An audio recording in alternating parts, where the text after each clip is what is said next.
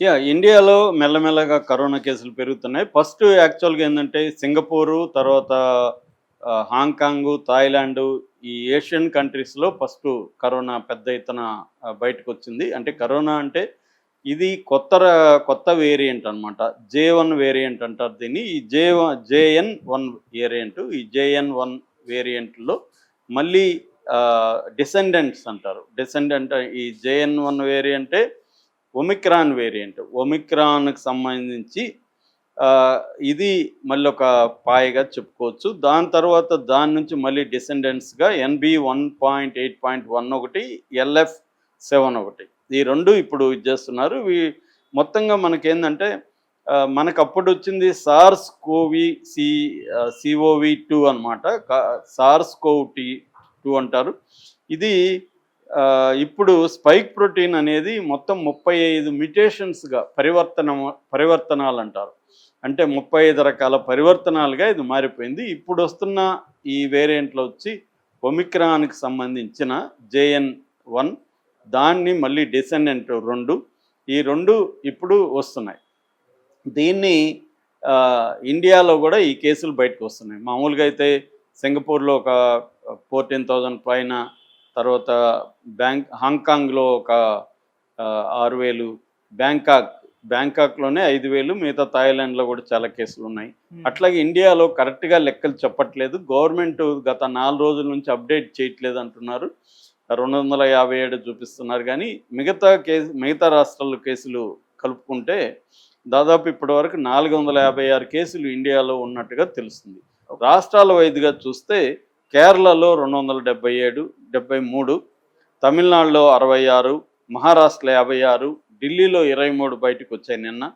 తర్వాత కర్ణాటకలో 13, గుజరాత్లో 7, పుదుచ్చేరిలో 10, తర్వాత రాజస్థాన్లో 2, హర్యానాలో 1, సిక్కింలో 1, వెస్ట్ బెంగాల్ 1, ఆంధ్రప్రదేశ్లో 3, తెలంగాణలో 1.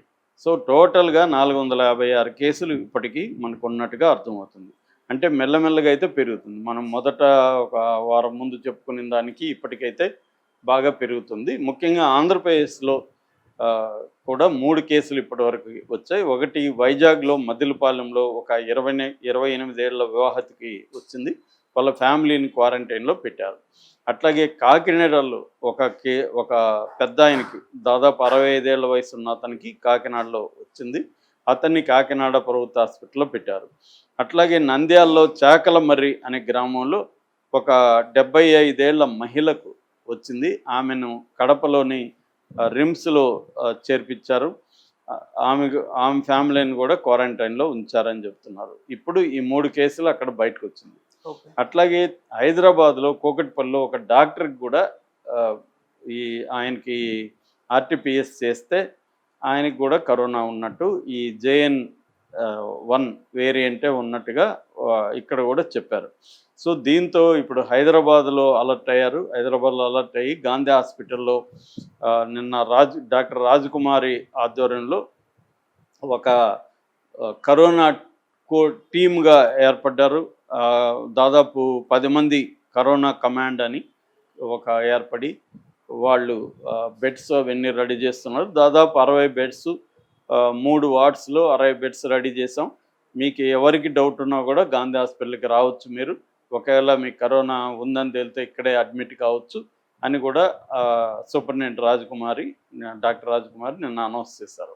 అట్లాగే మిగతా హాస్పిటల్లో కూడా తగిన జాగ్రత్తలు తీసుకోవడం, బెడ్స్ రెడీ చేసుకోవడం చేస్తున్నారు. అట్లాగే ఆంధ్రప్రదేశ్లో కూడా అన్ని ప్రభుత్వ దీంట్లో కూడా ఇవి రెడీ చేస్తున్నారు. ఆల్రెడీ మనకి ఇండియన్ SARS-CoV-2 జీనోమిక్స్ కన్సార్టియం అని ఒకటి ఏర్పడింది. సో ఈ